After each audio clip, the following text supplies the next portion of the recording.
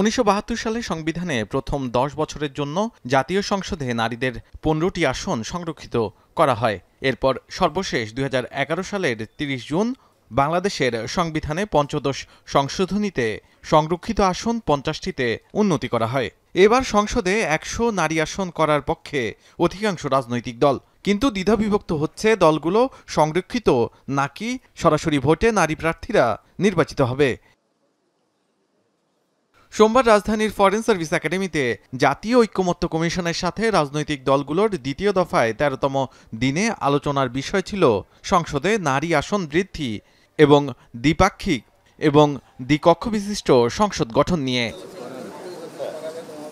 ঐকমত্য কমিশন প্রস্তাব করে বর্তমানে 50টি সংরক্ষিত নারী আসন বাতিল করে সরাসরি ভোটে নারী আসন দ্বিগুণ করতে। সেখানে দলগুলো 33% নারী প্রার্থীকে মনোনয়ন দিবে। বাম, এনসিপি ও জামাত এই প্রস্তাবে বিরোধিতা করে সরাসরি ভোটে নারী আসন বাড়ানোর পক্ষে মত দেন।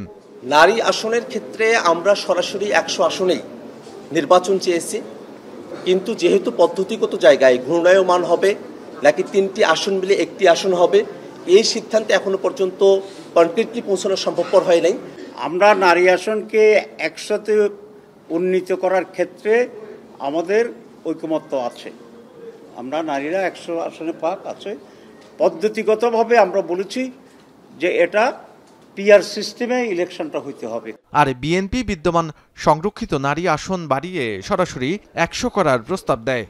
এই নারী আসনকে আমরা তার দ্বিগুণে মানে 50 থেকে 100তে উন্নীত করার জন্য আমাদের দলের পক্ষ থেকে, বিএনপির পক্ষ থেকে প্রস্তাব করা হয়েছে।